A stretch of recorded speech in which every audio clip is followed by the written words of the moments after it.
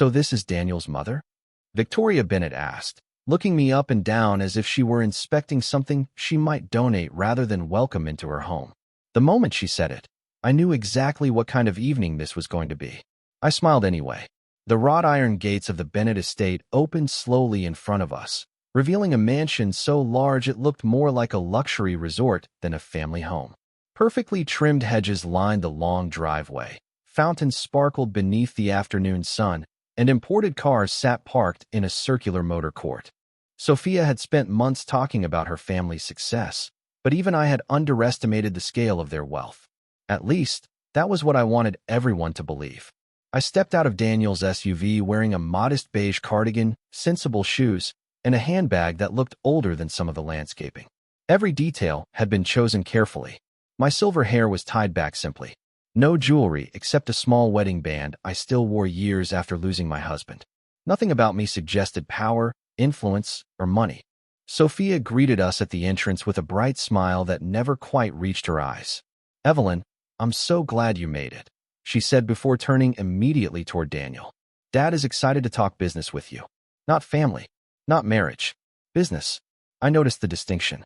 Inside, the mansion gleamed with polished marble floors and crystal chandeliers. Family portraits lined the walls, each one carefully positioned to showcase achievement. Private schools, charity galas, country club events. Every frame seemed designed to send the same message: we are important people. Victoria approached carrying a glass of sparkling water. "Daniel tells us you're retired," she said. "That must be difficult these days." Her tone sounded sympathetic, but her eyes were calculating. "I manage," I replied softly. "My pension covers what I need." She nodded slowly. "That's nice. Simplicity can be comforting." Charles Bennett chuckled from across the room. "Not everyone needs ambition." Several people laughed politely. I smiled again. They wanted me uncomfortable. Instead, I observed every glance, every comment, every assumption. Dinner was announced shortly afterward. The dining table seemed long enough to seat a city council. Place settings glittered beneath soft lighting. As everyone settled into their seats, I noticed I had been placed near the far end of the table, while Daniel and Sophia sat close to Victoria and Charles. Another small detail, another message. Throughout the meal, conversations revolved around investments, vacation homes, and luxury travel. Whenever someone asked me a question, it was followed by a look suggesting they already knew the answer. "Do you travel much, Evelyn?" Victoria asked. "Not really," I said. "I prefer staying close to home."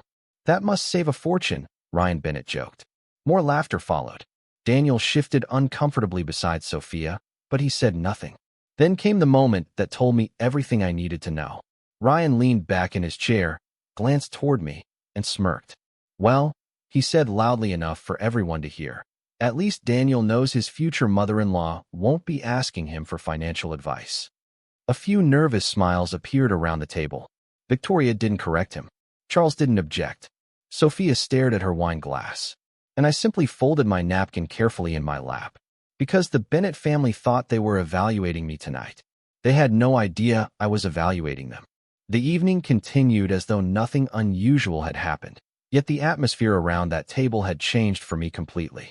Once people reveal how they measure others, every smile begins to look different.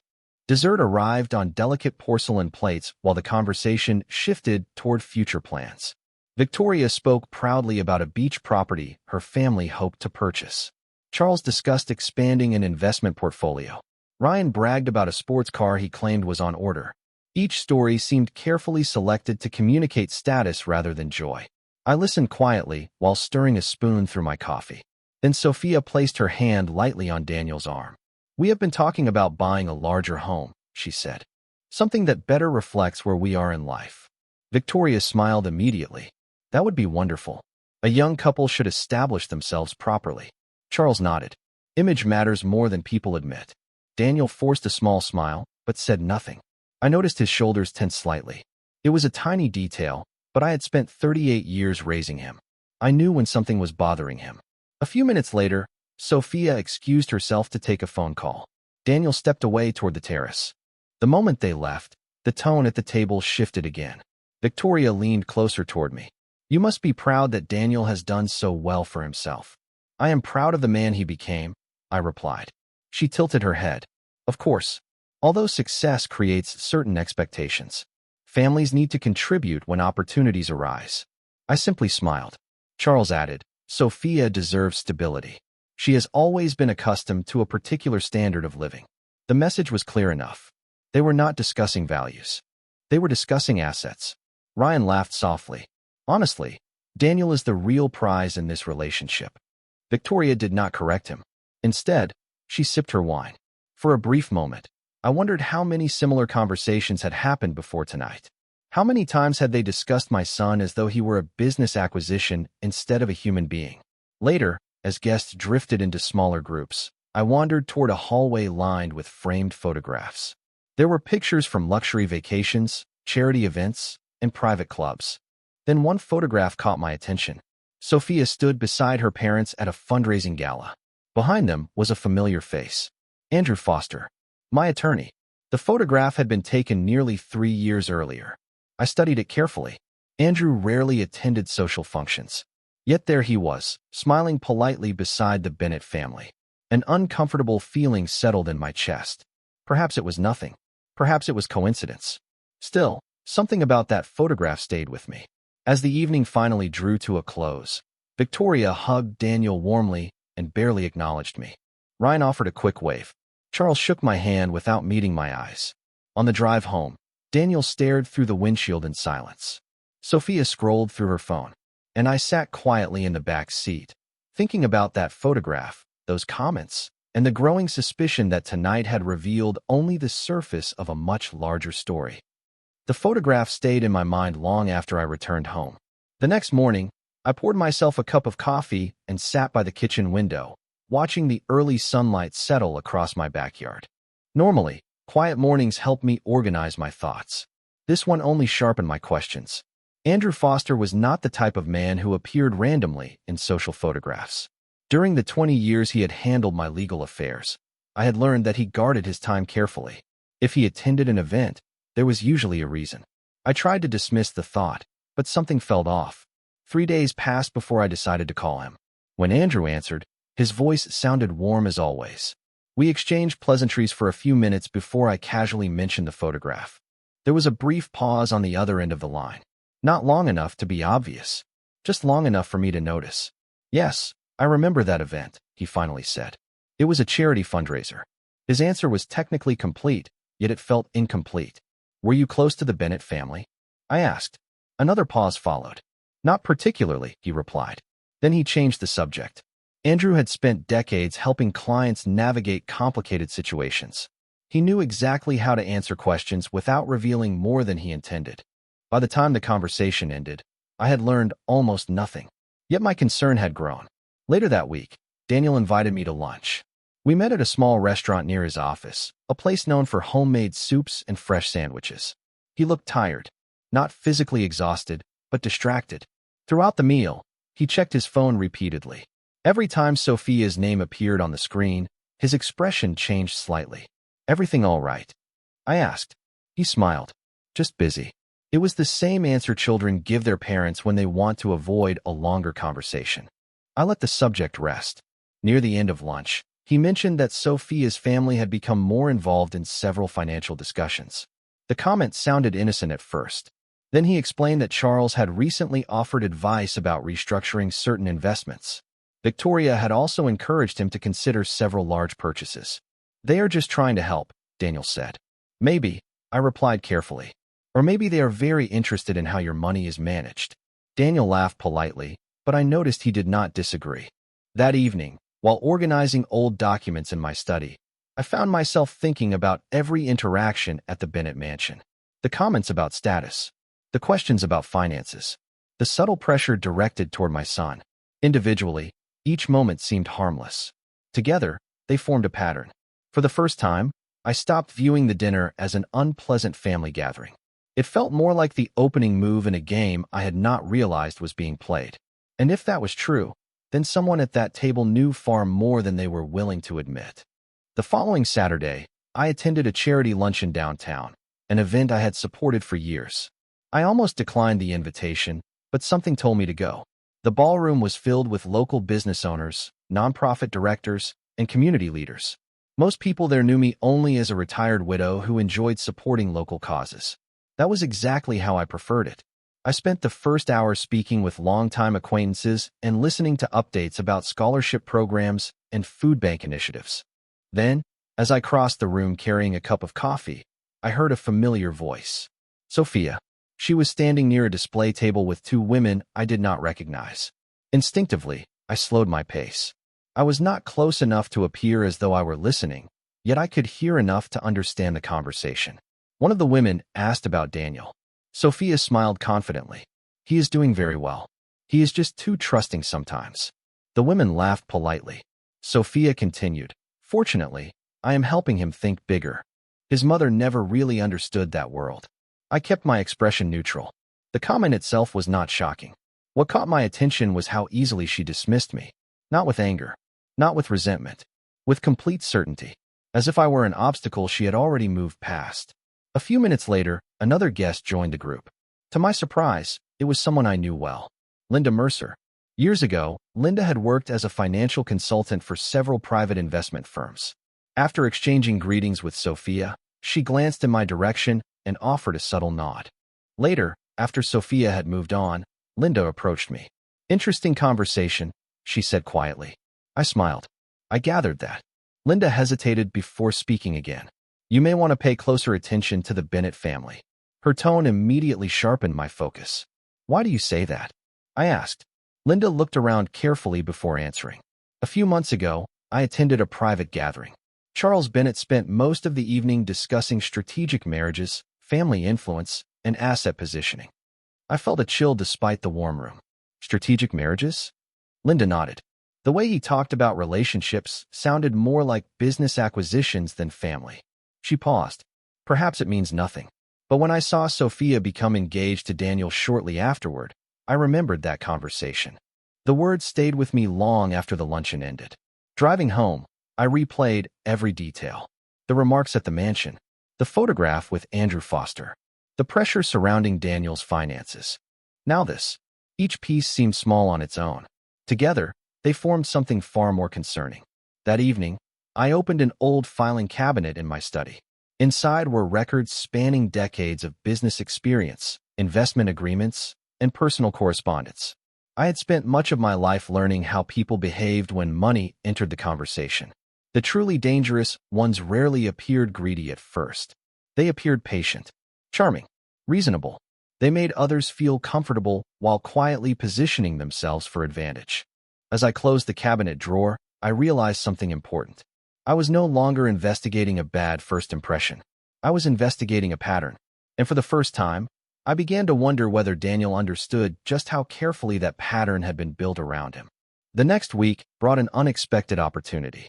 Andrew Foster called and asked whether I would be available for lunch. His request was unusual. In all the years I had known him, Andrew preferred handling business through scheduled meetings and carefully organized documents. Casual lunches were not his style. We met at a quiet restaurant overlooking the river. After ordering, he spent several minutes discussing ordinary topics. The weather, community projects, mutual acquaintances. It felt deliberate, as though he were choosing his words carefully. Finally, I decided to ask the question directly. Andrew, have you ever represented the Bennett family? He placed his coffee cup down slowly. Why do you ask? I told him about the comments at the mansion, the photograph from the fundraiser, and the growing concerns that had followed. Andrew listened without interrupting. When I finished speaking, he leaned back in his chair and folded his hands. I have encountered them professionally on a few occasions, he said. Nothing extensive. The answer was honest, but not complete. I could hear it in his voice. And? I asked gently. He studied me for a moment before continuing. Let us just say that Charles Bennett has always viewed relationships through a financial lens. Some people see family as a source of connection. Others see family as a strategic advantage. The statement confirmed more than he probably intended. After lunch, I drove home feeling strangely calm. For days I had been collecting fragments of information. Now those fragments were beginning to fit together. That evening, Daniel stopped by unexpectedly. He looked exhausted. I invited him inside and prepared the same pot roast dinner he had loved since childhood. We ate at the kitchen table, and for a little while he seemed relaxed. Then his phone buzzed. He glanced at the screen and sighed. Sophia? I asked. He nodded. Her parents want us to attend another family dinner next weekend. I noticed he did not sound excited. You do not seem eager to go. Daniel stared down at his plate. Lately, every conversation turns into advice. Bigger house, different investments, new opportunities. It never ends. I remained silent, allowing him space to continue. After a few moments, he did. Sometimes I feel like they are planning my future without asking me what I want. The honesty surprised me. It also worried me, because for the first time, I could hear the pressure affecting him. And what do you want? I asked quietly. Daniel smiled faintly. Peace would be nice. When he left later that night, I stood by the front window watching his car disappear down the street. My concern was no longer based on suspicion alone. The pressure surrounding him was real. The influence was real. And somewhere beneath the polished manners and expensive smiles, I was beginning to sense a much larger objective. Whatever it was, the Bennett family seemed convinced they were moving steadily toward it. The problem for them was that I had finally started paying attention. The following weekend arrived faster than I expected. The second dinner at the Bennett residence was presented as a casual family gathering, but by then I had learned that very little about that family was truly casual. Every invitation carried a purpose. Every conversation seemed designed to move someone toward a predetermined conclusion. When Daniel picked me up that evening, he looked even more distracted than before. The drive was quiet. Sophia spent most of it discussing renovation ideas for homes they did not own and vacations they had not planned. Daniel responded politely, but his answers were shorter than usual. By the time we reached the mansion, I could already sense the tension beneath the surface. Inside, the atmosphere felt different from the first visit. The smiles were warmer, the greetings more enthusiastic. Yet somehow the performance felt even less genuine. Victoria welcomed us with exaggerated kindness.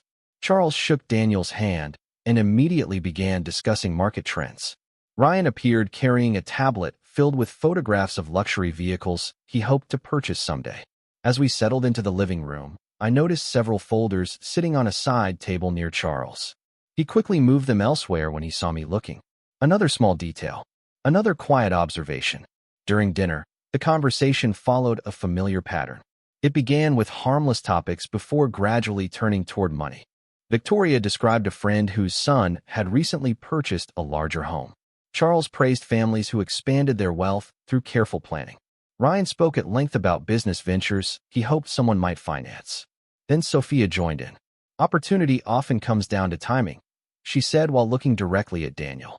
When the right chance appears, successful people act quickly. Daniel nodded politely.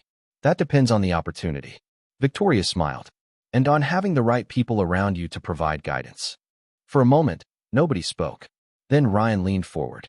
Actually, speaking of opportunities, I have been exploring a new business concept. I watched as he launched into a presentation that sounded surprisingly polished. Charts appeared on his tablet. Revenue projections, growth estimates, expansion plans. Yet one thing was missing. Capital. When he finally reached that part, his eyes shifted toward Daniel. The room became very quiet. Charles folded his hands. Victoria waited patiently. Sophia looked hopeful. Ryan smiled. With the right investor, it could become something special. Daniel remained calm. Have you secured outside financing? Ryan hesitated. Not yet. Have you completed a market study? Another hesitation. Not officially. The enthusiasm around the table faded slightly. I lowered my eyes toward my plate and continued eating. No one asked for my opinion. They still viewed me as harmless, invisible, a retired widow who could contribute nothing to discussions of wealth or business. The irony almost made me smile. As dessert was served, Victoria attempted a different approach. Family should support family, she said thoughtfully, especially when success creates opportunities for everyone. The statement hung in the air. Daniel set down his fork. Support is important, he agreed. But so is responsibility. The disappointment on several faces lasted only a second before disappearing behind practiced smiles. Yet I saw it. And more importantly, I saw something else. For the first time, Daniel was beginning to see it too. 3 days after the dinner, Andrew Foster called again. His voice carried the calm professionalism I had always trusted, but there was something else beneath it. Caution. He asked whether I could stop by his office the following afternoon. He did not explain why. When I arrived, he closed the door behind me and placed a thin folder on his desk. It was not thick enough to contain a major investigation, yet it was substantial enough to matter. "I think you should see this," he said. Inside were copies of public records, business filings, and property documents. Nothing illegal, nothing dramatic. But together they painted a revealing picture. Over the past several years, several ventures connected to Ryan Bennett had launched with enthusiasm and ended quietly. Small companies, short-lived partnerships, projects that consumed money without producing meaningful results. I turned another page, then another. The pattern remained the same. Ambitious plans, weak execution, dependence on outside financial support. Where did this come from? I asked. Andrew folded his hands. Everything here is public information. I understood immediately. He was giving me facts, not conclusions. That was his way. I spent the next hour reviewing the material. When I finally left his office, one thing had become clear. Ryan's proposal at the dinner had not been spontaneous. It had been the latest version of a familiar story. That evening, Daniel called unexpectedly. His voice sounded frustrated. We spoke for nearly an hour. For the first time in months, he seemed willing to talk openly. He explained that Sophia had recently become increasingly insistent about financial decisions. New investments, larger purchases, expanded commitments. Every conversation seemed to move in the same direction. More spending, more risk, more influence from her family. "Sometimes I feel like I am disappointing everyone if I say no," he admitted. I sat quietly for a moment before answering. "The people who truly care about you should not measure your value by what you provide." The line went silent. Then he exhaled slowly. "I know." After we ended the call, I walked through my house, turning off lights one room at a time. The familiar routine gave me space to think. For weeks, I had been collecting observations, comments, documents, conversations, small pieces of a puzzle. Now the image was becoming clearer. The Bennett family was not interested in understanding Daniel. They were interested in directing him, guiding him toward decisions that seemed to benefit everyone except the person making them. Yet what concerned me most was Sophia. Unlike her parents and brother, she had Daniel's trust. Influence from a distance was powerful. Influence inside a marriage was far more dangerous. As I stood by the living room window looking out into the darkness, my phone vibrated with a new message. It was from Sophia. She was inviting me to a large family celebration scheduled for the following weekend. The message sounded cheerful, friendly, inclusive. I read it twice before setting the phone down. Something told me that gathering would be important. And for the first time, I had a feeling the Bennett family was about to reveal far more than they intended. The celebration took place the following Saturday evening at a private event hall overlooking the city skyline. Crystal chandeliers reflected across polished floors, servers moved quietly between tables, and a small jazz ensemble played near the stage. Everything about the evening was designed to project success. When I arrived, I noticed immediately that the Bennett family seemed unusually confident. Victoria greeted guests like royalty. Charles moved from group to group, discussing investments and business opportunities. Ryan spent much of the evening presenting himself as an entrepreneur on the verge of a breakthrough. Sophia appeared radiant, moving comfortably through the room as though she had already secured the future she wanted. Daniel, however, looked distant. He smiled when necessary and participated when spoken to, but his attention seemed elsewhere. As the evening progressed, conversations inevitably returned to money. I listened quietly while several guests praised ambition and financial growth. Then Ryan began describing his latest business proposal again, this time to a larger audience. The presentation sounded remarkably similar to the one he had shared at dinner. Bigger numbers, bigger promises, bigger expectations. At one point, he casually mentioned the importance of finding investors who believed in family. Several people nodded. I noticed Charles watching Daniel carefully. Victoria did the same. The pressure was subtle, but unmistakable. Then something unexpected happened. A familiar figure entered the room. Andrew Foster. The moment I saw him, I understood why he had asked me earlier that week whether I planned to attend. He moved through the crowd with his usual calm confidence before stopping near our table. Sophia looked surprised. Charles appeared curious. Victoria seemed uncertain. Andrew greeted everyone politely and exchanged a few words with several guests. Then Charles asked the obvious question. "Andrew, what brings you here tonight?" Andrew smiled lightly. "I was invited by an old client." Several heads turned in my direction before quickly turning away. The room grew quieter. Not silent, just attentive. Andrew continued speaking casually. He mentioned charitable foundations, community projects, and business leadership. Then he referenced a logistics company that had expanded across multiple states before being sold years earlier. Several guests immediately recognized the name. It had been one of the region's most successful privately owned companies. Charles nodded approvingly. I remember that company. Impressive operation. Andrew smiled again. It certainly was. The founder built it from almost nothing. Victoria seemed interested. Who was the founder? For the first time all evening, Andrew looked directly at me. Evelyn Harper. The silence that followed felt different from every other silence I had experienced around the Bennett family. Nobody laughed. Nobody spoke. Ryan's confident expression vanished completely. Sophia stared at me. Charles blinked twice as though trying to process what he had heard. Victoria looked genuinely stunned. Daniel slowly turned toward me, confusion giving way to realization. I simply folded my hands in my lap and returned their gaze. For weeks they had measured my worth using assumptions. For months they had dismissed me as an ordinary retired widow. Now, for the first time, they were being forced to confront the difference between appearance and reality. For several long seconds, nobody spoke. The music continued somewhere in the background, but at our table it felt as though time had stopped. Daniel looked at me with an expression I had never seen before, a mixture of surprise, admiration, and confusion. Sophia was the first to recover. You never told us, she said quietly. I smiled. You never asked. No anger. No accusation. Just the truth. Charles cleared his throat and attempted a polite laugh. Well, this is certainly unexpected. Yet I noticed how quickly his tone had changed. The man who once spoke to me as though I knew nothing about business was suddenly choosing every word carefully. Victoria offered a nervous smile. Evelyn, you should have shared more about your accomplishments. I folded my hands calmly. I have always believed that character is more important than accomplishments. The silence returned. This time it lasted longer. Andrew remained beside the table, saying nothing. He did not need to. The facts were already in the room. Over the following minutes, conversations resumed, but everything felt different. People who had barely acknowledged me earlier now wanted to speak with me. Guests asked questions about my former company, my charitable work, and my business experience. I answered politely but briefly. My goal had never been to impress anyone. In fact, that had been the entire point. Near the end of the evening, Daniel asked if we could step outside for a moment. We walked onto a terrace overlooking the city lights. The cool evening air felt refreshing after the tension inside. Mom, he said softly, why did you keep all of this hidden?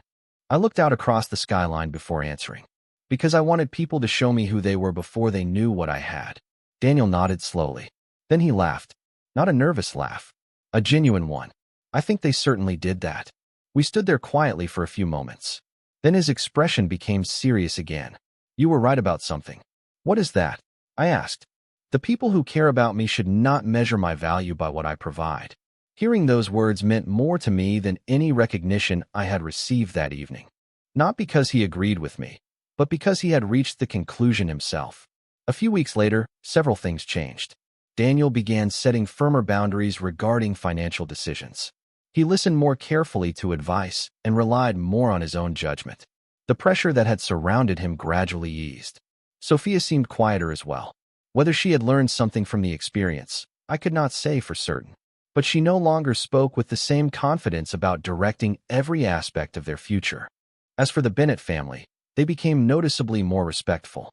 Not because they suddenly discovered kindness, but because they had finally learned a lesson many people never learn. Wealth can create assumptions. Status can create illusions. Neither reveals the true value of a person. Months later, I found myself thinking back to that first dinner. The comments, the smiles, the judgments. Strangely, I felt grateful for all of it. Because sometimes people reveal their character most clearly when they believe there is nothing to gain. And in the end, I did not walk away feeling victorious because of money or success. I walked away at peace because the truth had revealed everyone exactly as they were, including me.